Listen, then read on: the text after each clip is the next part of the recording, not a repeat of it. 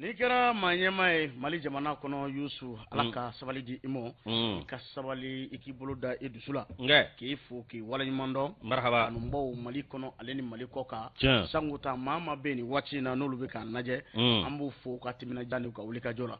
bi ye tarata ye kalo tile 14 an bɛ juin kalo la san 2022 Yusu e ni ne an bɛ studio Bamindaw kɔnɔ gorobinɛba in k'a fɔ k'a waleɲuman dɔn k'a ni ce ko jɛgɛ yira Denba ɲuman a fɔ k'a ni ce ko jɛgɛ yira denba ɲuman a fɔ ka da ka kɛ denba ɲuman an bɛ bani fo ni ka a wale ɲuman dɔn a tɛ k'a denba ka to a tɛ so denba ɲuman k'a bɛ nin ye maa bila ɲɔgɔn na a bɛ yɛrɛ den de na félicité don an n'an ba cɛ Yusu i ka dɔn nin ye kunnafoni gafe waati ye a bɛ sɛbɛn nanzarakan la an b'a yɛlɛma bamanankan la jama fanba ka se k'i ta fan dɔ cogo min na kunnafoni ko kan Yusu siratigɛ la an fana ye dayɛlɛ ani arajo caman bɛ bi Mali kɔnɔ Yusu ani mun tigɛ bɛ ɲɔgɔn bolo kɛrɛwalikaw fɛ arajo so fila bɛ olu sɔgɔlimana nin waati in na arajo danbe ni arajo bɛnkan ka baarakɛlaw fo ni k'u waleɲuman dɔn danti foli min na n'an bɔra yen an bɛ taa jijenikaw fɛ arajo danbe a baarakɛlaw ka foli d'u ma jijan n'a ka cɛdenw an b'u fo ni k'u waleɲuman dɔn arajo yɛrɛ ko i ka dɔn Sisan mara la bɛnkɛ janginɛ a bɛ labɛn na nin waati in na ɲɛnajɛw bɛ sen na Yusu arajo ka anniversaire ni Ala sɔnna a ma an yɛrɛ bɛ ya a kɛnɛ kɔnɔ Yusu an bɛ arajo lamɛnbaa bɛɛ lajɛlen fo nin waati in na arajo i ka dɔn yɛrɛ ko k'a baarakɛlaw fo a lamɛnkɛlaw denfaya ni denbaya minɛn ta bɛ ka di maa mun ma an b'u fo ni k'u waleɲuman dɔn ka cɛsiri kama danti foli min na waso kanu bɛ wele Sebugu la kolo karimu an bɛ a fo nin waati in na k'a Tarawele a n'a ka filamuso an b'u fo sanga ani waatiw bɛɛ lajɛlen la u b'an lamɛn sanga ani waatiw bɛɛ lajɛlen la Yusu arajo Buguni kunkan a lamɛnbaaw k'u fo k'u waleɲuman dɔn min bɛ tali kɛ vie la nin waati in na nɛgɛsɔrɔkɔrɔ banbalen don an bɛ Buguni kunkan baarakɛla bɛɛ lajɛlen fo nin waati in na Buguni kɔnɔ Yusu an ma ɲinɛ an ka musokɔrɔba ɲuman kɔ Bafanda denfurabɔla don an bɛ a fo ni ka a waleɲuman dɔn arajo Dakan ale bɛ Maraka kungo a baarakɛlaw k'u fo k'u waleɲuman dɔn a talika dum ale bɛ Sikaso nin waati in na ka Sikaso ka bɛɛ lajɛlen fo ni k'u waleɲuman dɔn sango tan anw ka lasigiden Idrissa Diallo Drisko an bɛ a fo nin waati in na ni ka a waleɲuman dɔn arajo Mamilɔn Kebila arajo Mamilɔn Tamani a baarakɛla bɛɛ lajɛlen k'u fo k'u waleɲuman dɔn ɲɛmaaba Bekayi k'a fo nin waati in na Sikaso Bekayi Bamakɔ Bekayi i k'a dɔn arajo Tisan Bekayi k'a fo nin waati in na arajo Tisan kɔnɔna na a n'a baaraɲuman bɛɛ lajɛlen danti foli min na Yusu ɲɛmaa sabalilen don an b'a fo k'a waleɲuman dɔn Yusu n'an bɔra yen tuma min na arajo Tiɲɛdugu a bɛ karɛri kɔnɔna ko fɔ Amadu Daɲɔn n'a ka cɛdenw an b'u fo ni k'u waleɲuman dɔn i ka dɔn karɛri tɛ jura de wa jura don k'a fo ni ka a waleɲuman dɔn danti foli min na Jɔnka FM o bɛ yɛlɛmani Sogondo i b'o dɔn Sogondo n b'o dɔn kɛ olu ka dugu olu ka dugu Mɔrɔba Gasama voilà yɛlɛmanikaw olu fo k'u waleɲuman dɔn arajo Dɔnba yɛlɛmani ka baarakɛla bɛɛ arajo Dɔnba Karan ka baarakɛla bɛɛ lajɛlen fo ni k'u waleɲuman dɔn min bɛ tali kɛ Zumana Keyita la Karan Tobiri an bɛ ninnu bɛɛ lajɛlen fo danti foli min na arajo Gɛngɛ ka an bɛ MC fo nin waati in na Fanakaw fɛ yen Garba ka fo ni ka waleɲuman dɔn an ma ɲinɛ Moribo kɔ Van an b'a n'a furumuso fo danti foli min na Yusu ka Fanaka bɛɛ lajɛlen fo u ka timinan Jala Yusu n'an bɔra yen tuma min na arajo Yankadi 88.5 an bɛ a baarakɛla bɛɛ lajɛlen fo MC La Joie a n'a baaraɲɔgɔnw k'u fo danti foli min na arajo Wan Tomiya ka Tomiyaka bɛɛ lajɛlen fo danti foli min na min bɛ tali kɛ i k'a dɔn k'a fɔ Aba FM na Yuwarukaw fɛ yen Mohamed I Mayiga an b'a fo ka waleɲuman dɔn maa min bɛ k'an lamɛn kapu kɔnɔ nin waati in na Yuwaru an b'u fana fo ka timinadiya an'u ka wulikajɔ la arajo Islamique Bɛlɛdugukaw fɛ yen Kolokani ka baarakɛlaw fo k'u waleɲuman dɔn ka Sarɔkaw fɛ yen Nema FM an bɛ i ka dɔn Dirisa Tarawele n'a baaraɲɔgɔn bɛɛ lajɛlen fo ni k'u waleɲuman dɔn danti foli min na Yusu ka foli ani tanuni ta ka ɲɛsin arajo Yeleni lamɛnbaa bɛɛ lajɛlen ma Segukaw fɛ nin waati in na Makɔnɛ Baba an bɛ ninnu bɛɛ lajɛlen fo k'u waleɲuman dɔn Zoom Africa sɛbɛnnikɔrɔ wɛrɛda la nin waati in na Alex Ko n'a ka cɛdenw an b'u fo ni k'u waleɲuman dɔn Nciba FM Kati i ka dɔn Falajɛ k'u bɛɛ lajɛlen fo ni ko wale ɲuman dɔ danti foli min na Yusu arajo i ka dɔ yankadi lamɛnbaw an b'u fo ka timinanja la u b'an lamɛn sanga ani waati Yusu ka foli ni tawni ta ka ɲɛsin fɛn fɛn bɛ nin waati in na n'olu bi ka lajɛ n'u bi ka lamɛn an b'u fo arajo bɛɛ sago Kucalakaw fɛ k'u fo k'u wale ɲuman dɔn Royal FM Miseni ko k'u cogorɔ bɛɛ ko nin y'an donga ye a ma kunja ni Renouveau FM ye Bamakɔ kɔnɔ yan 98 buruburu 1 Tarawele ne ko groupe ne ba in dun mantɔrɔ si tɛ baasi t'a la kɔni ɛlɛ ni i ka fugula ni fugula in n'a kɔrɔ bɛ ɲɔgɔn na a ka ɲi n'o tɛ n kun bɛna bɔ sisan k'a bɔ cogo di an tɛ formation na dɛ i taara formation kɛ a fɔra ko i ka fɛn bɛɛ ɲɛna i ye fugulan dɔ i kunna fugulan don cogo ma dɔrɔn ko n'o kɛ ti se ka ayi ko ne kunkolo forme ko tɛ sɔrɔsi fugulan min ye ne bɔ a la o kɛra ne eremile o kɛra eremile n tɛ kun b'a fɛ ka kɛ l'armée maa ye voilà y'a ye Lajo Sigi fo k'i waleɲuman dɔn ka filɛbaa ni lamɛnbaa bɛɛ lajɛlen fo k'a jira k'a fɔ nin y'an sigilen kunnafoni kɛnɛ kan e ni ne ye kɛnɛ kelen kan o tɛ kɛnɛ lankolon ye min maa ti wuli tile kelen ka kɛ ŋana ye ŋana bɛ labɛn dɔɔni dɔɔni o kuma Lajo Sigi bi m'an bila an da in na o kuma an bɛ filɛbaaw ni lamɛnbaaw bɛɛ lajɛlen fo bi m'u bila anw lamɛnni na min ye ŋunu tɛ s'a sɔrɔ jurukɔ o kuma maa min bɛ nɛgɛw karafe la bisa o ye aw ka dɔ Batɔman Tarawele Batɔman Tarawele Kanɛ k'a fɔ k'a waleɲuman dɔn a ka so donna ordre la o n'o tɛ a kun bɛ sigi fɔlɔ de k'i ɲɛ kun technique la nka bi depuis débat bɛ don da la hali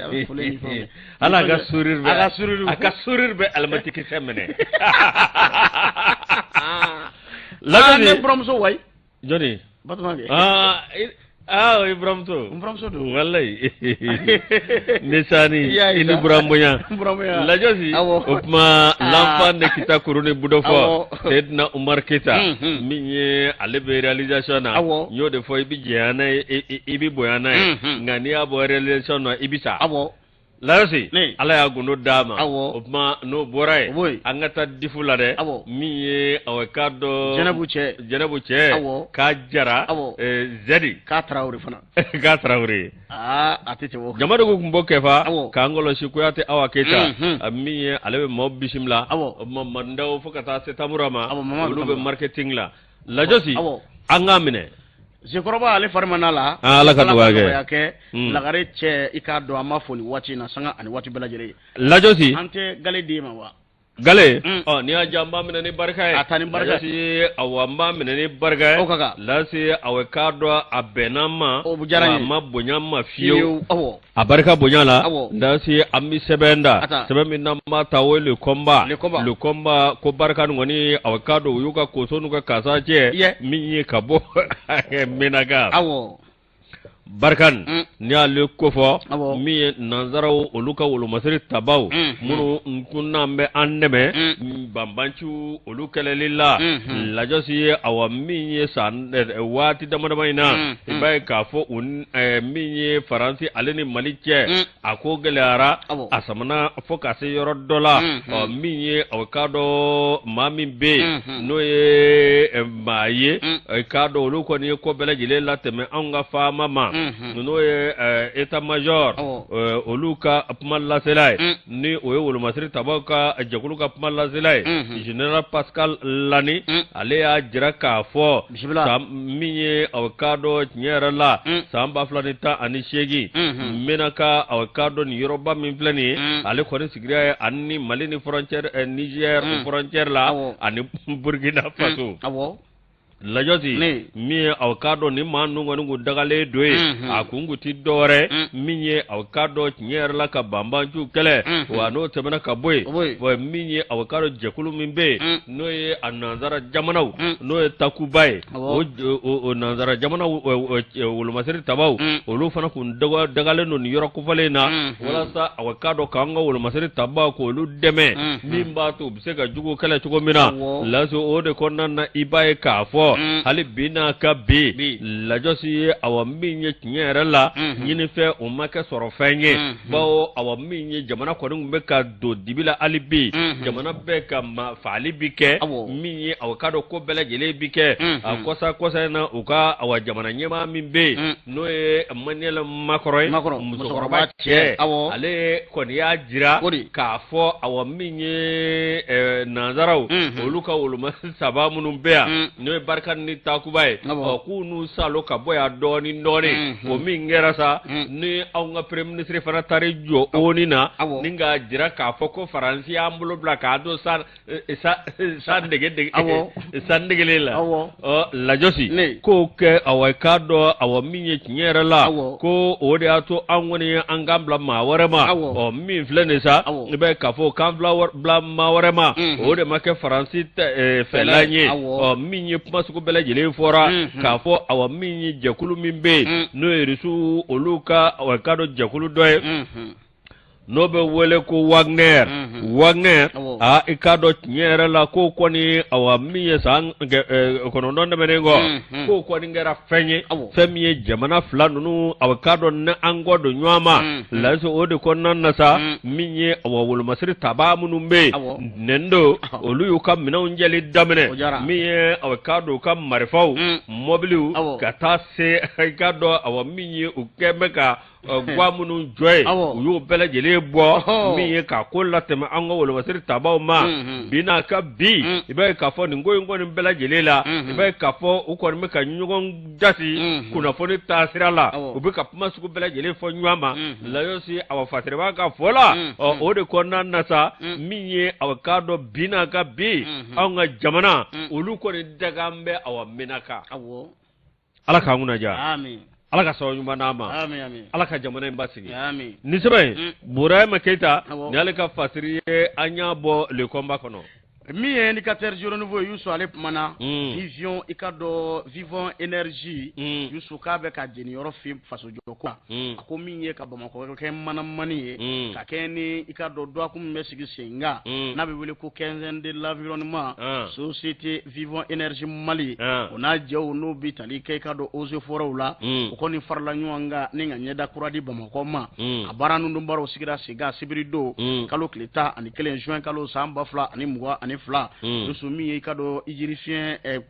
kemeduru bonyongwe ijirifien kemeduru yusu kase ko turu mi ye sotiba 3e pont alere ikado yele ndala nakakoro yusu osege ba ko ni bara nundu bara usigira singa ministry mimbe no nya simbe sigida ale ni yiri wa kuntala jamo ale ka noro bla krengere ne mun mekene kono oyeja garja yusi ka farale ka mi ye kado ozo fere mawye olu chama mbade ikado olu fana mekene kono sigida folo fukata se sigida flana ma amarabulu nyema o merla ka o yusu olu mekene kono na dala mawu ikado nunu bela jele pmeni kene ngono serike ba ko mi Umar Togoye ale commune 1 ikado ale monsieur le maire ale kumata mana yiri nafaka akoka yiri turu yusu be fien mindi fien nyuma kan adamade re farkulo ma yusu ko yiri ikado ni ame ko yiri fo adamade re se ka ta yiri ko fio o de kamoni bara musigira singani watina ninga ikado ka fo nyere kuradi jamana mo kere ni yiri turu ni bara musigira singa société vivant énergie convert ko ku fo ningu wale nyumando ko jiri turu islamia wale doye jiri turu faso dinya ikado o wale doye ko yiri turu li mangwele nga ka tobo to fu ata se akorobali mo abise ka maw nafa chugo na yusu de ka gole na fe bela jele o yiri turu li fana yusu fen mambado bela jele ka nga ka kuna doniye monsieur le maire Umar Togo ale ni point fo commune M monsieur le maire ale bole ngoro ko pumala mi nyi ikado société vivant énergie Mali ale manyema utola Mahaman Maiga ale pumata ko ni yolu ko nga hakilina o be bara musiki singa ko bela jele ni ka foso jo chugo do luka foso jo chugo ni chugo ngoni ye yusu luka bara be nyesi femi ma sécurité routière éducation no be kado kalango ko fa ni sikidao olubu bamba odeka mo kembe ka nyoro in labe yusu ka yiri 3 kono shini machine ngenema mi ye kado shifu musika lafia chugo mina nyana je ke yoro yusu bien mine yoro yusu baroka yoro do wara tenye da kura be ka dibu mo ko ma chugo mina yo lu ko ni hakilina ni ko ina mi na sigira singa sochiba de me baw togola oni mamunjara ni ngan bara ngoni ke ozo foro lu ko ni sebe ko ni sonjara ko sobe bari safu la ni yiri kon ngofo ibe ozo foro ko fode woso foro olu ye k'a dɔ je ani kungo Yusu ko somboro boli kulo bila dɛ jaje boli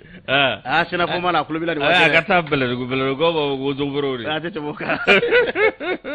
Yusu parce que ba ko min ye k'a dɔ ka fɔ yiri kungo kibara nya fɔ ngoni ko ki ba fɔ cogo jamana kɔnɔna na ani yiri turu kungo kibaraw a tɛ se ka kɛ cogo sila Yusu ni fɛnw tɛ n'o bɛ k'a dɔ ka fɔ ozeforo kɔni ngo fɔ a ko min ye hakilina wɛrɛ bɛ ninnu na koyi ko k'u bɛ fɛ ka fɛɛrɛw sigi senga min ye k'a dɔ basigɛti kɛ yɔrɔ k'o jɔ ka yɔrɔ labɛn ka ɲɛ Yusu min bɛ tali kɛ k'a dɔ ka fɔ pinɛkɔrɔw la olu fara ɲɔgɔn kan k'u kɛ i k'a dɔ ka fɔ fotew ye ka fara u ka mana mun bɛ folofolo la olu labɛn ni k'o kɛ k'a dɔ pubɛliw kɔni ye nin ye olu kɔni hakilina ye donna nataw la denmisɛnw ka kulonkɛ yɔrɔ k'o labɛn ka ɲɛ Yusu Vivant Énergie Mali u kɔni ye nin ŋaniya ninnu bɛɛ lajɛlen ta n'a bana tuma min na a bɛ yira maaw la Yusu an ka fara u bɛɛ lajɛlen kan a ko k'u b'a ɲini k'a dɔ sigida maaw fɛ nin yɔrɔ minnu bɛna labɛn yɔrɔ minnu na a bɛ yɔrɔ minnu na ko sigida maaw k'u hakili to a la a banna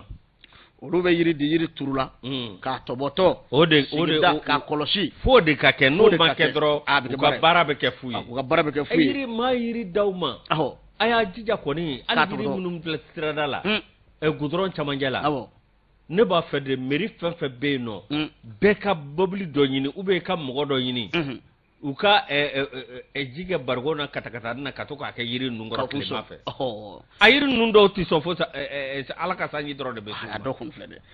Vivant Énergie Yusu Mali olu kɔni kumana u y'a jira k'a fɔ nin y'olu ka fasojɔ ko kɔni ye Yusu k'u b'a ɲini sifinw fɛ an ka taabolo falen an ka faraw sigi sen kan Yusu min bɛ tali kɛ olu yɛrɛ k'u jeniyɔrɔ fin min bɛ tali kɛ Bamakɔ ɲɛda yɛlɛmali kɔni na min ye kunnafoniw ye bilasiralikanw olu caman dira a kɛnɛ kɔnɔ minisiri min bɛ yen n'o ɲɛsin bɛ i k'a dɔn k'a fɔ sigida bɛsɛya ani yiriwa kuntagalajan ale nɔrɔbila Jakarija Yusi ale kɔni ye Vivant Énergie Mali foni k'u wale ɲuman dɔn adamadenw lakanali la sigida lakanali baaraw sabatili kɔnɔna k'a bɛ san caman bɔ ko nin ye olu yɛrɛ ka baara de ye ko nin bɛ olu ka baara fana nɔgɔya olu bolo Sebakɔrɔ nisɔndiyara kosɛbɛ a ko nin wale min kɔni kɛra i k'a dɔn Vivant Énergie Mali fɛ k'u ka fɛɛrɛw sigi sen kan donna nataw la Yusu u ka i ka dɔn fan wɛrɛw lajɛ jamana fan wɛrɛw walasa nin baaraw bɛ se ka sigi fan caman fɛ cogo min na ni jiri cayara san camanba bɛ na Yusu ni jiri tɛ adamadenya tɛ ale y'i sɔnni sigi o ko kɔni kan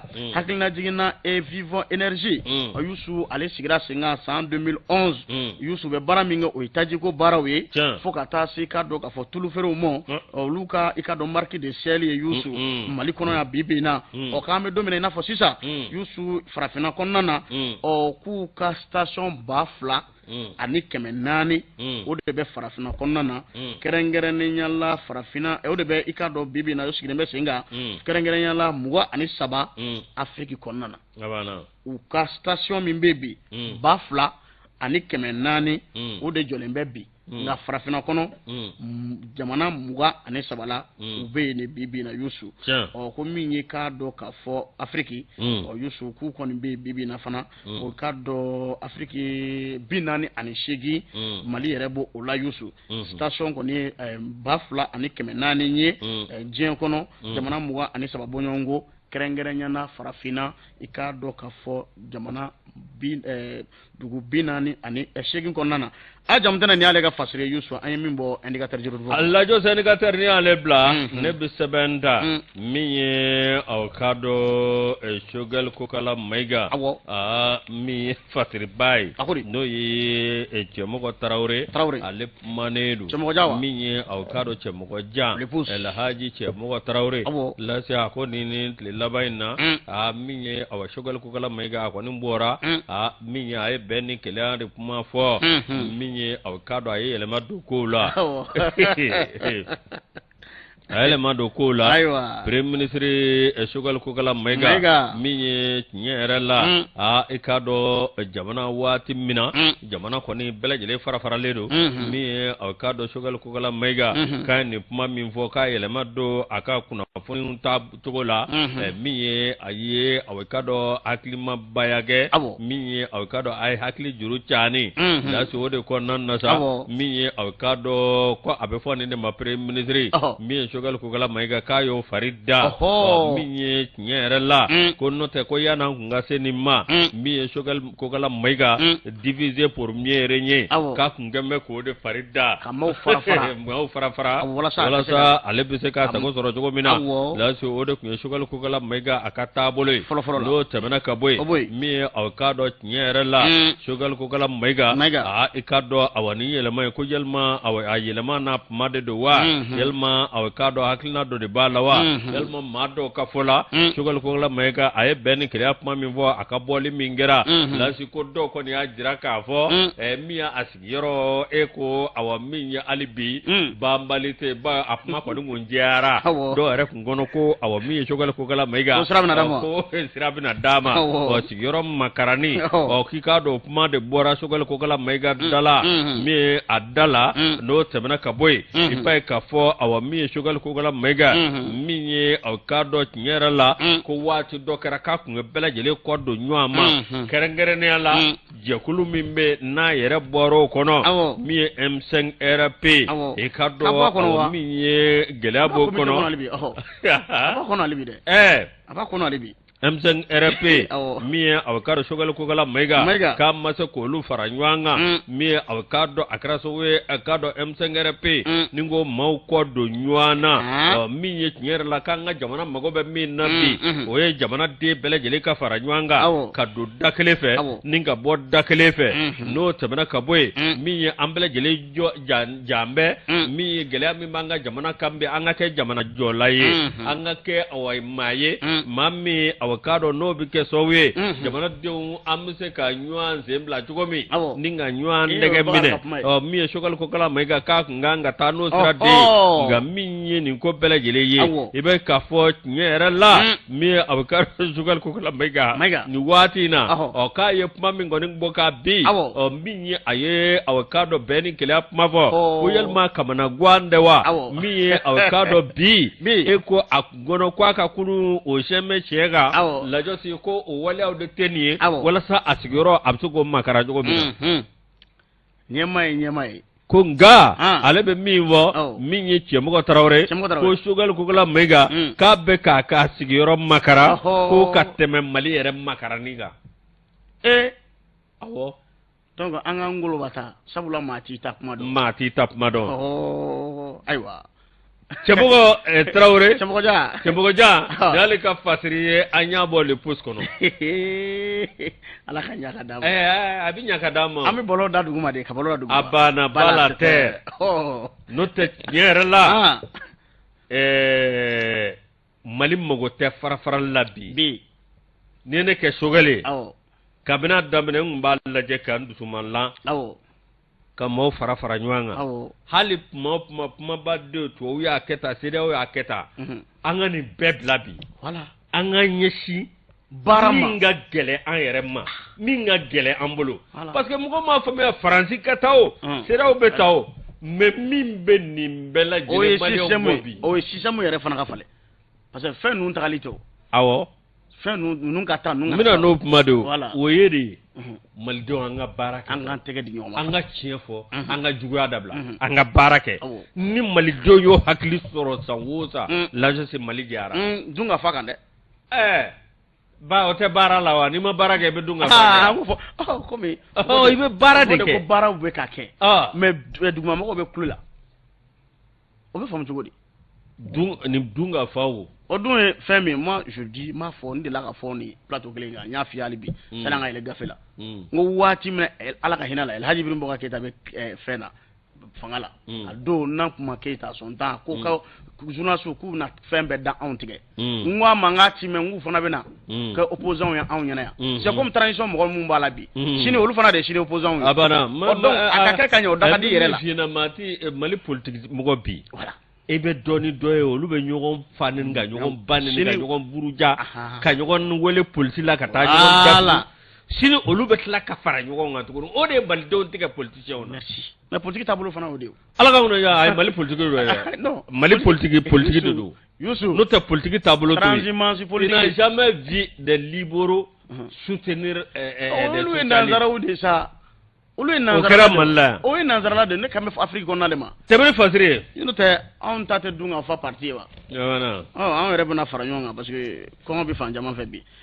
mekla kadima Youssou minye ka do ka fo le pays ale pmanna minye sigida yele ale ni ka do ka fo auto école atigana olu konu tiga di nyama e ka do ninga sebe do tiga no blake do warete sifu nga barantanya o be se ka kele chugo mina ninga bo anga jamana konna na Youssou parce que ba ale pmanna akoni pman min fo ibo donwa akoni tiga no blase sebe ngoni sigida singa mumun gindo ale ka nyama ya kono ale kunye ka do ministry min be no yasime taka sigimo o ka cidenye kene konnana sigida yele ma nyema Abdou Kulibali ale be kene kono fo ka ta se auto école ikado tigana mo ama nyema ashegna ba DG ba Youssou o se ko roni sonjara ikado kene kono la sana jatite ani ma ba chama olup men kene ngonnana parce que ba ale pmana akomi nye hakilna min be bibi na sigida yele na o de ka baratanya kele ikado anwa jamana konnana o yu bamba ni ngujeni yoro fi yoro chamana ni muso degeli ani ka do ka fo chifu degeli safne ere la bara chugo la Youssou abi glan chugo mina nako bi la bara chugo mina Youssou yo bara o sigi singa ni ma chaman dege o baro konina o kere ka do jamana fan chaman ba fe Abdou Kulibali ka do alebo wuli ka jola o de kamo konna na la je Youssou ka tigana di nyoma baro do sigi singa mi ye chifin bisa abonyongwe ka olu ka permu ko nyina bo o kala boli boli chugo la ninga permu ndi umo akara sibirido Youssou association sigida yele ma nyema ka kumala ako hakilina mimbe olula bi ni seko lu ye Youssou mashi kana kule ala ni baratanya sababu la koy nga olu kono me ku jeni yorofi ma kame duru uyo ngani yasir ka fo bena olu dege form bena formation go olu kun olu kase ka do ka fo ka permis soro u yere ye o Youssou permis mana soro wati mina Youssou kase ka baraku yere o fana ka ma wore bo numa o barakola be ko baro de sigi singa sigida yele ma nyema ko sifi munu nolu bena ni permis ngoni soro e kalo kelen ngoni nge ikado ka fo formation na Youssou o ko ni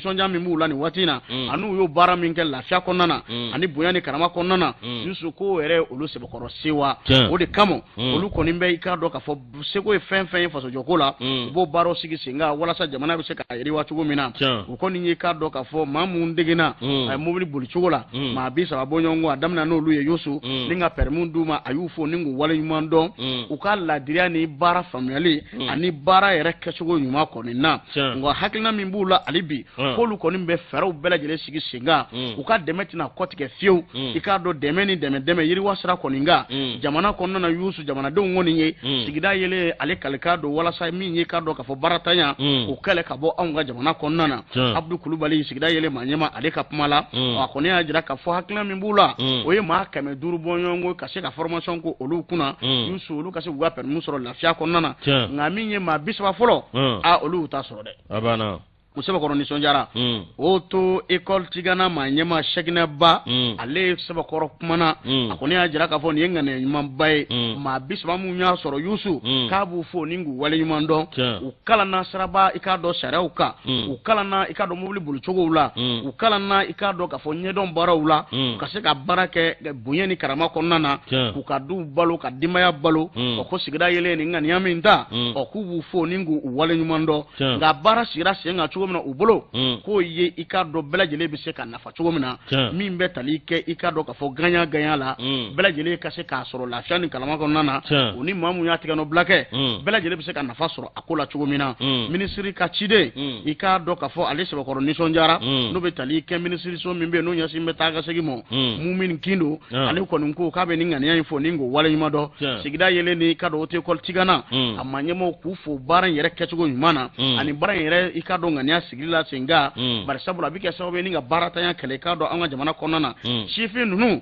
Youssou kube bara mina ko ni bara bay bar sabula ka ma dege moli bolla ko de ka jamana ni jamana ikado otasra do atikila makoro bar sabula ni ame ikado bolo bita bo jamana warla kana a chauffeur ni wala do de ko ka chauffeur fo ningu wala nyumando o mu kala na muna ani sraba sara mu faru ye o kuku bamba o ka ninga baraka ni nyedon ko ni ye kale bo o de nyini u fe Youssou mi min ye k'a dɔn k'a fɔ Sidi Lamini Jara min ye maa kalanlenw tɔgɔ la maa mun ye permis sɔrɔ ale kɔni sɛbɛkɔrɔ nisɔndiyara ale y'a ka nisɔndiya jira k'a fɔ ninnu ye olu dɛmɛ u ka baara la u y'olu ka du dɛmɛ u y'u ka sigidaw dɛmɛ bari sabula olu fɛn fɛn bɛna nin baara in kɛ Yusu k'a bɛ kɛ lafiyabɔda ye olu ka du mɔ a bɛ kɛ lafiyabɔda ye sigida mɔ a bɛ se kɛ lafiyabɔda ye cogo min na jamana mɔ Yusu olu fana y'a minɛ ni barika ye ka sigida yelen fo ni k'a waleɲuman dɔn a ma ɲɛmaaw ka école tigana baarakɛla bɛɛ lajɛlen fo ni k'u waleɲuman dɔn baara yɛrɛ kɛcogo ɲuman na Yusu le pays an y'a bɔ ale kɔnɔ u ka bi bɔli don Yusu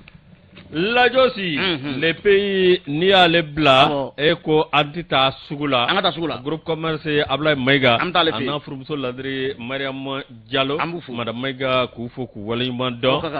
ka denw ba Madeleine Ba min ye aw ka dɔn madame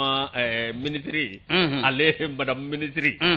Lajosi ni santé ka tila ka élevage kɛ bonya ni karama kɔnɔ Madeleine Ba an ka fo k'a waleɲuman dɔn sanga ani waati n'an y'ale fo min y'an ka musokɔrɔba ɲuman ye Zerni na an bɛ ka dɔ Kaɲa Aja Sanogo fo k'a waleɲuman dɔn Adamu Sisoko an ka musokɔrɔba ɲuman k'a fo badabada foli dante foli min na Banankabugu la Tanti Jaba Madame Sall an b'a fo ni waati na Banankabugu la an bɛ taa sugu la Renouveau Télé bɛɛ lajɛlen ka wasa sɔrɔ yɔrɔ Yusu an bɛ kanubaw fo ni k'u waleɲuman dɔn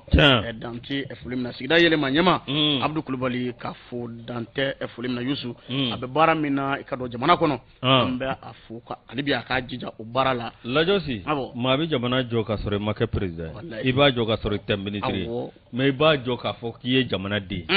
bon nin waleya ninnu ye yiriwa sira de nin waleya ninnu Mali la dɛ an ka maaw lajɛ an ka maaw filɛ maa min bɛ fɛn kɛ lase an ka ɲini an k'olu dɔn an k'olu dɔnnakari walasa awa côté de u bɛ se k'u jija cogo min u bɛ se k'u jija hali bi k'u dɛmɛ ni hakilinaw ye k'u dɛmɛ ni ka fara u kan walasa ɲɛtaa bɛ sabati lase an bɛ sɛbɛn ta indicateur du renouveau an b'ale ta min ye 20,000,000 CFA wari Samuel Eto'o ale kɔni i ka dɔn Samuel Eto'o o bɛna di ne ma wa a ti d'e ma lase aw ka dɔn min ye maa minnu bɛ yen ni aw ka dɔn ala ka lajarabi dɔ sɔrɔ olu ma lase aw ka dɔn n'an m'olu wele ko Amalden maaw lase Amalden min ye Samuel Eto'o ka a nalen yan a mana dɔ wɛrɛ la BBS Boubacar Seriki Sangare min ye aw ka dɔn ale u ka ɲɛnajɛ min kɛra min ye Cameroun olu ka sɔrɔ fɛkɛnɛ ye Cameroun ka ballon nana ye n'a kɛra FECAFO dɔ n'o ye Cameroun fédération o maa ɲɛmaa ye bi Samuel Eto'o fils ni dɔnniman kɛ sa Samuel Eto'o fils ale nalen an ka jamana in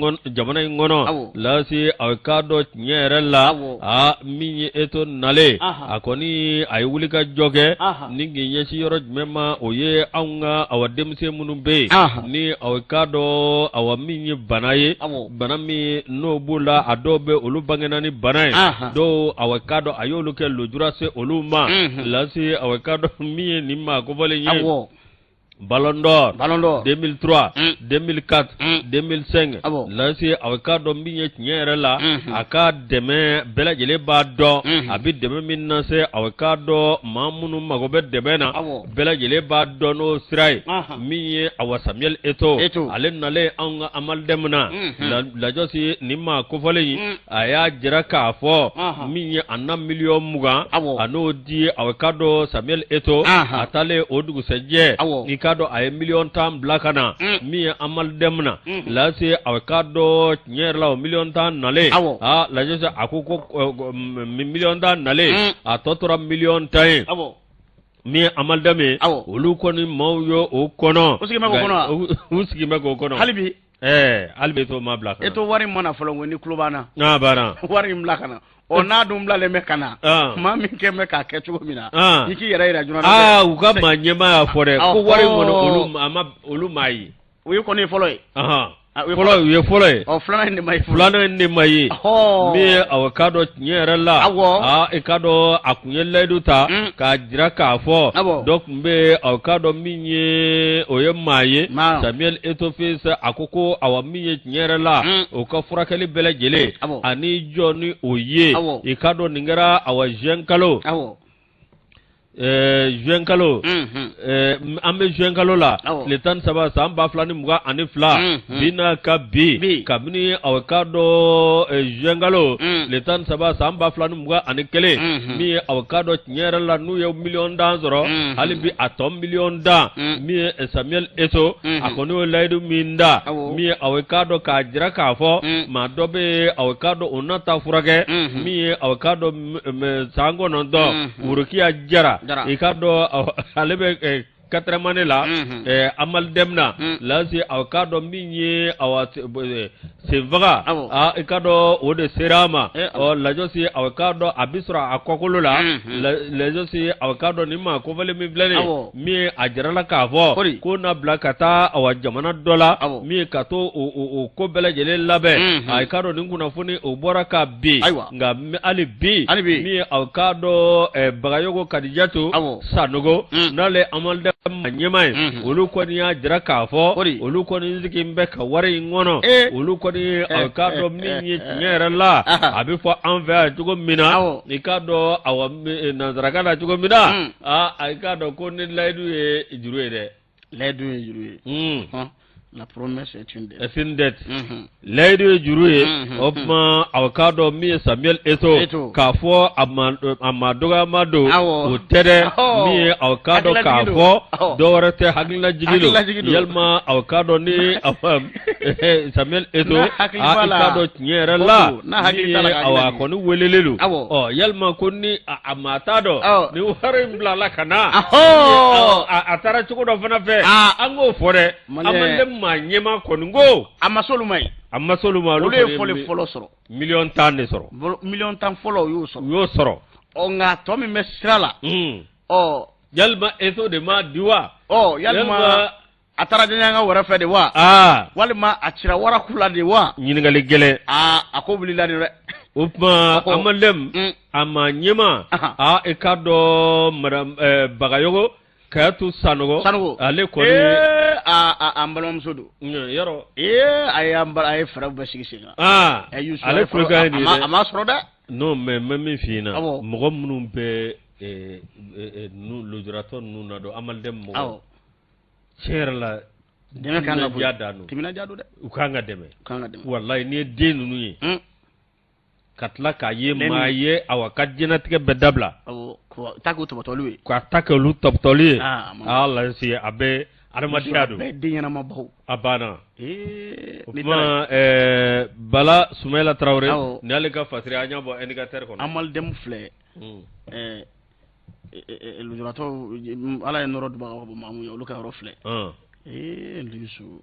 a bɛ kɛ cogo di n'o ye den ɲɛnamabaw de walahi jamana ɲɛmaaw k'u hakili t'u la baɲumankɛ tɔn fana k'u hakili t'u la ani maa minnu bɛ yen ni an bɛ minnu wele ko yefugew olu ka dɔw tun bɛ sen na yefugew Salifu ka maaw ka yefuge ye k'i daji tu a ko kɔrɔ dɔ tiɲɛ tɛ bana don bana min n'a bɛ bɔ den na fɛn dɔ de bɛ yen o bɛ kan ka kɛ bɛɛ farikolo la o de b'u farikolo jɛ olu ta ma labɔli kɛ lasi a bɛ se ka kɛ a bɛ ye u ɲɛ kan a bɛ se ka kɛ fana ni tile dar'u kan a bɛ kɔlɔlɔ lase u farikolo ma ne ye nin fɔ i tɛ n ka filanan ko n b'a don i bolo a ka kɛ yefu ye a banna donc n bɛ baara i bɛ furu k'a fɛn non nin kɔni foyi t'a la bon ko i bɛ daji tu dɛ i bɛ fɛn la liste elle est ouverte non la liste elle est ouverte et puis an bɛ kangari da an ka maa ɲɛmaaw ye yefuge minnu filɛ u k'u kɔlɔsi fɔlɔ tiɲɛkɔrɔ don ka yefuge da k'a kantigɛ a ti maa kɛ waritigi ye k'a faga i b'a kɛ fɛn min nɔfɛ a ti ɲɛ yɛrɛ ka dabila yɛrɛ parce que i ye mɔgɔninfin u ka fɛɛrɛ kɛ ni maa minɛna la u ko o fana jɔ k'o fizier mɔgɔw ɲɛna k'o fɛn awɔ k'o fɛn droit de l'homme tiɲɛ don minɛ mais droit de l'homme kɛkɛ droit de l'homme fana kan i ye maa fa i fana ka k'a ɲuman ye a kɔni ko filɛ Demba Kande le Guido ale kumana le Guido kumana min ye ka dɔ kunnafondila mun bi sɛbɛnli kɛ olu ka bureau a la kurakuraya la sibiri don kalo tile 11 juin kalo san 2022 a kɛra anw yɛrɛ jabala bala n'o bɛ kunnafonidilaw jabala kofɔ maison de la presse Yusu lajɛrɛba in senfɛ o délégué kɔni olu ye ka dɔ kalafili bolo da maa 2 ni ɲɔgɔn cɛ Ousmane Dao directeur de publication Midi Info ale ni ka dɔ ka fɔ Bouakar Yalikoye Yusu le pays olu de ka dɔ ka fɔ kalafili de tun bɛ maa 2 ni ɲɔgɔn cɛ nga min ye i ka dɔ ka fɔ Ousmane Dao ye Yusu ale kɔni ye ka dɔ saraba cɛ Midi Info ale kɔni ye i ka dɔ ka fɔ saraba cɛ ani kuru 100 ani kuru 19 bɔɲɔgɔnko ye Bouakar Yalikoye journal Le Pays Yusu ale kɛra i ka dɔ ka fɔ ale kɔni ma se ka saraba cɛ i ka dɔ kuru 99 ani 19 bɔɲɔgɔnko parce que ba ko min Ousmane Dao ye o ASEP ma ɲɛmaya kɔni dira a mɔ Yusu a ye sigi maa 10 ani 7 bɔɲɔgɔnko musobangana 2 bo u la Yusu san 4 bu u bolo ni san 3 kun do fɔlɔ la ni jɛn ta kɛra ka dɔ san 4 ye Ousmane Dao i ka dɔ ɲɛma do bi ASEP ni ka dɔ ale ma ɲɛma do ASEP yɛrɛ ni y'a walawala nanzaraka la association des éditeurs de presse privée Yusu abo ko fɔ a ma ɲɛma kɔni ye ale bi ala ye ka dɔ ka fɔ ni jɔyɔrɔ in kalifa ale la Yusu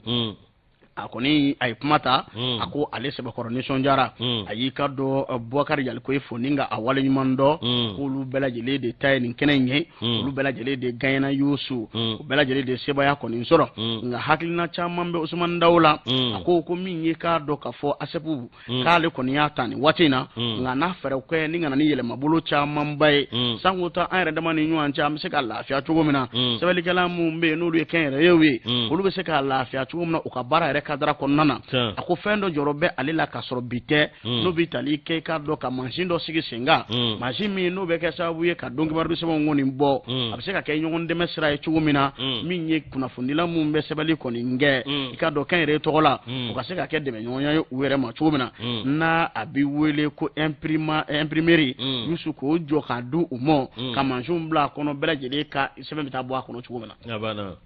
k'a bɛ fɛ k'o baara sigi sen kan a y'o kuma min fɔ i k'a dɔn maa caman kɔni y'a fɔ k'o ye fɛn ɲɛnamaba ye o bɛ kɛ sababu ye dɛmɛ ni dɛmɛ o bɛ se ka ɲɛsin anw ma cogo min na kunnafonidilaw ka se k'olu bila u ka hakɛ kɔnɔna na ni ka ɲɛda kura di k'a dɔn baaraw ma formation kɔni y'a taabolo ye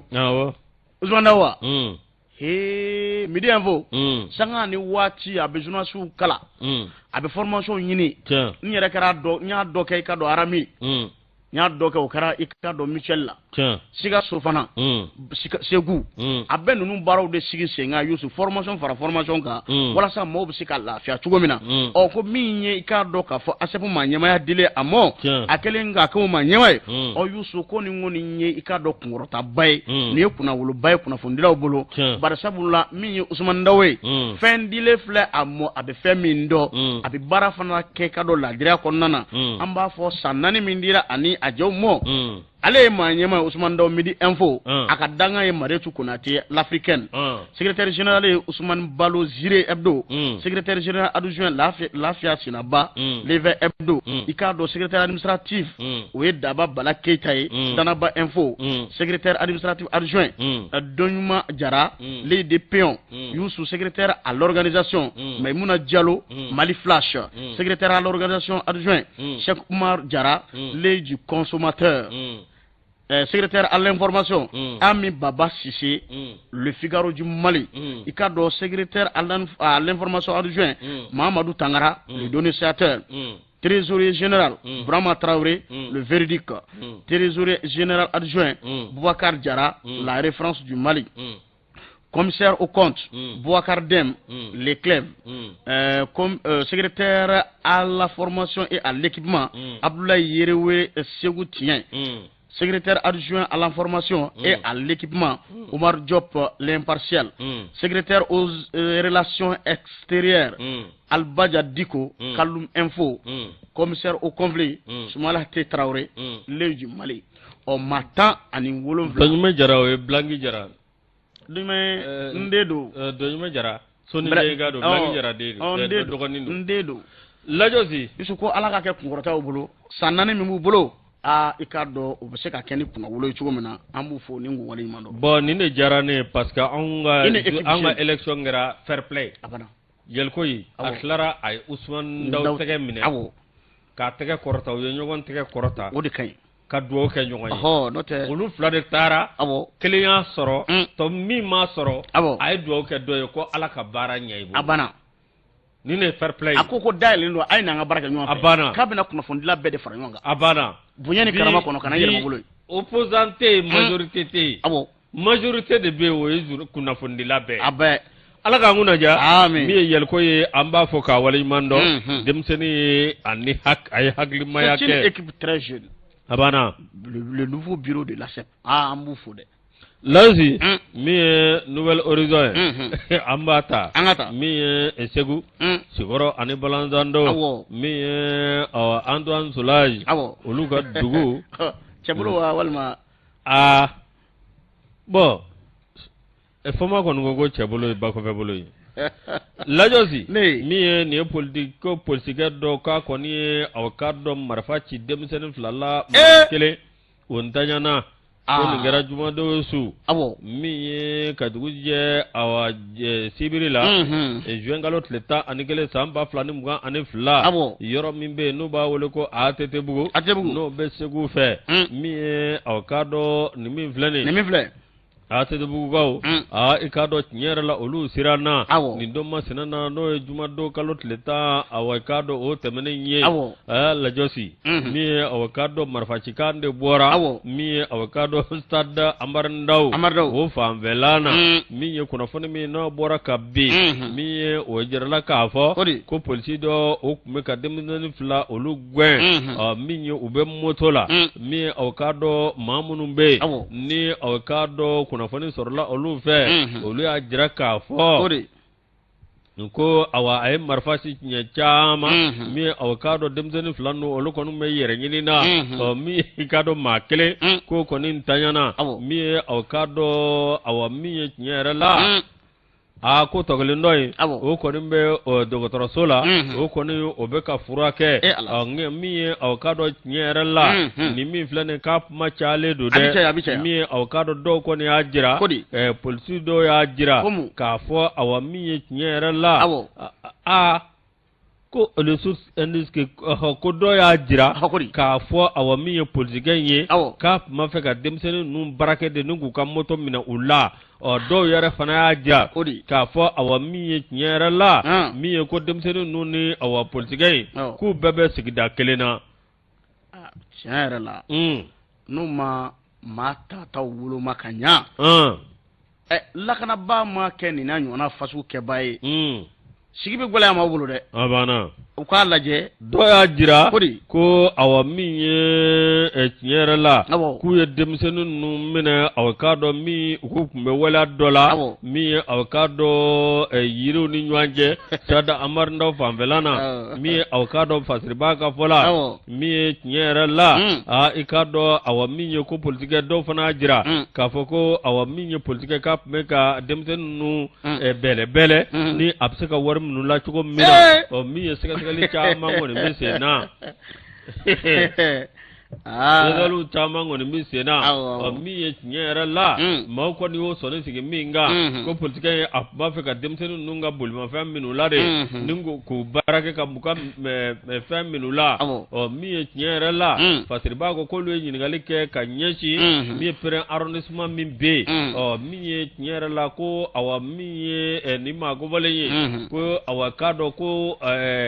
ko yalima tɛgɛ dara kan ka na kɛ k'a dɔn gendarmerie la wa min ye Fasiriba o y'a jira k'a fɔ ko commissaire kɔni u ma jalaki ta i ka dɔn min ye k'olu y'a jira k'a fɔ min ye maa min bɛ yen n'a ye faali in kɛ ko hali bi a ma sɔrɔ tɛgɛ la min ye k'a dɔn Fasiriba ka fɔ la ko yalima ninnu bɛ ka ɲɔgɔn kɔ dogo de wa min ye k'a dɔn a kuma cayalen don Segu min ye bɛɛ lajɛlen bɛ k'i ta fɔ bɛɛ lajɛlen bɛ ka min ye ɲininkali kɛ wa bɛɛ lajɛlen bɛ ka sɛgɛsɛgɛli kɛ min ye k'a dɔn tiɲɛ yɛrɛ la i bɛ k'a fɔ dɔgɔkun tɛmɛnen min ye k'a dɔn fɛn dɔ kɛra ye min ye aw ka dɔ min ye aw maa dɔ bɛ yen olu fana ka bolimafɛn minɛ ne u la ko yalima aw ka dɔ lakanabaliya min bɛ segu ko fɛɛrɛ de ka sɔrɔ a la min n'o bɛ se ka kɛ da n bɛ se ka sigi nin ko in na cogo min walasa nin bɛ ɲɔgɔn na ka na kɛ yen ala k'an kunna ja an bɛ min fɔ jamana faamaw ye Denba Konte n'ale ka fasiri an y'a bɔ Nouvelle Horizon kɔnɔ u ka fɛɛrɛw sigi sen kan tiɲɛ don finitigi bon jogo fana ni jogo b'i la hali n'i kɛra finitigi ye u bɛ fan bɛɛ fɛ quoi ni jogo b'i la n'u m'a essayer ka jogo de bɛ bɔ yen jogo de bɛ taa quoi parce que finitigi ɲuman ka ca i b'a fɔ mais kelen dɔw b'a la awɔ Buguna Danbele Buguna kɛ Buguna baba n ko ne y'a ye fo finitigiya nɛgɛ bɛ don na a b'i pari ka ɲa a labɛnnen don tenikura b'a la tuma bɛɛ wa a b'a ka baara ɲɛdɔn a t'i don fali fɛ kurun na fiyewu n bɛ min f'i ɲɛna polisiw ka ɲɛmɔgɔ dɔ bɛ a bɛ retraite la ko Sakabe Sidibe Sakabe lasi ale ye polisiya n'a ye a ɲɛfɔ ɲɛna f'i ka tila k'a yɛrɛ ye a ka polisi funu na a n'a k'a daminɛ a ka baara daminɛ na fo ka taa se retraite la lasi maa si t'a ye k'a fɔ ko i ye a ni dantɛmɛ wale kɛ polisiya non mais u kana n'an polisiw tɔgɔ tiɲɛ minɛ an b'o de fɔ nin bɛɛ an tɔgɔ tiɲɛ de o parce que nin n'a ɲɔgɔnnaw sa e bɛ ye nin kɛ Sidibe lasi an bɛ ɲininkali min kɛ polisiw la ani maa minnu bɛ lakana baara kɛ ani CCR mɔgɔw n'u ko Corbière n'a bɛnna Corbière kan ka jɔ fee la de wa ou bien Corbière bɛɛ kan ka sira bila ɲɛ i n'a fɔ ambulance ou bien i n'a fɔ cortège présidentiel ou bien parce que an ye min ye Moribabugu kɔsa in na ça c'est bila mobiliba taara don Corbière la fo Corbière bolila an da na Ngabakɔrɔ droit Moribabugu yan fan fɛ bon u ka Corbière bolilaw ka formation k'u kun ka formation k'u ou bien ka ɲɛfɔli k'u ye i bi jɔ fee la maa min b'i kun n'i t'a la bilen maa bɛ se ka sira bila de su yɛrɛ bonya kɔsɔn o de kan ka kɛ o de kan ka kɛ furu yɛrɛ bonya kɔsɔn awɔ sira kan ka bila awɔ mais yalima Corbière bolila i kan ka jɔ fee la wa ou bien i man ka jɔ fee la wa ou bien ni sira min bɛ yen ni hali ni fee tɛ plaque dɔ bɛ yen a sɛbɛnnen bɛ ko stock minnu bɛ ka na olu bɛ tɛmɛ ko yalima Corbière bolila kan k'i jɔ mobili ka tɛmɛ de wa ou bien n'a nana a bɛ se ka tɛmɛ directement ne ye ɲininkali a ka priorité jumɛn b'a bolo siraba kan n b'a fɛ ni CCR mɔgɔ bɛ yen n'u tulo b'an na polisi la n'u ɲɛ tulo b'an na u kana foroba baro la wala u kana foroba baro la foroba baro a ka ɲɛfɔ ye ou bien fɛɛrɛ min bɛ se ka kɛ pour que u ka ɲɛfɔ u ko CCR ma ɲɛmaw ka maaw bilasira ni Corbière ko kan n'o tɛ ni Corbière ni accident min kɛra o don n'a ɲana wɛrɛ kɛra a ti ja dɛ ka suta mobili ko walo fo ka taa sofɛrɛkɛ fa kɛra baara ye yɔrɔ o ye kojugu ye dɛ kojugu da ye bon olu b'a bila kunna ko priorité b'u bolo bɛntigi dun tɛ priorité dɔn o b'a ka kulukoro sira jan kelen ye dɛ a ka cɛnjɛ o bɛ taa ka cɛnjɛ jɛ o n'a gana de olu bɛ ni mobili banna ka jɔ parantigɛ bɛ fili ka jigin yirikuru dɔ b'u kun u bɛn'o fili mobili ɲɛ o ye a minnu ta mobili ma ye n'o tɛ a caman bɛ olu mobili ka ɲi a bolo ka ɲi dɛ nin kɔni i ka ɲininkali in ka ɲi o n'o ma fɛɛrɛ kɛ nin na ale o hali ambulance fana Youssou ka jateminɛ ka fɛn fɔ mɔgɔ ye parce que an ka tiɲɛ fɔ ni kunnafoni bɛ di an b'a kɛ adamadenya an yɛrɛ ni ɲɔgɔn cɛ adamadenya sira kan ka fɔ ko adamadenya de don an ka to a ka tɛmɛ mais a yamaruya kan ka d'u ma kan ka kɛ o man ka kɛ wa ni ɲɛfɔli kɛra mɔgɔw ye a ko kan bon à son temps Salifou Traoré le journal de brigade a tun bɛ na 2 mois mais kalo ka na ɲɛfɔli kɛ a ka cakɛda kan min bɛ ka kɛ ORTM na sa ko Mali taasira kura mais jumɛn Salifou nana n'a ye o a bɛna i sigi arajo caman sɔgɔ ɲɔgɔn na ka na u bɛna journaliste bɛna ɲininka a hakilina na baara bɛ cogo di an ka fɔ a ye baaraw kɛ dɛ a y'o mun kɛ vraiment an b'a fɔ o la Lajosi n'a ɲɔgɔnnaw ka ɲɛfɔli kɛ mɔgɔw ye mɔgɔ bɛ se ka bɔ fɛn kalama waati a sera an bɛ kanubaw fɔ k'u waleɲuman dɔn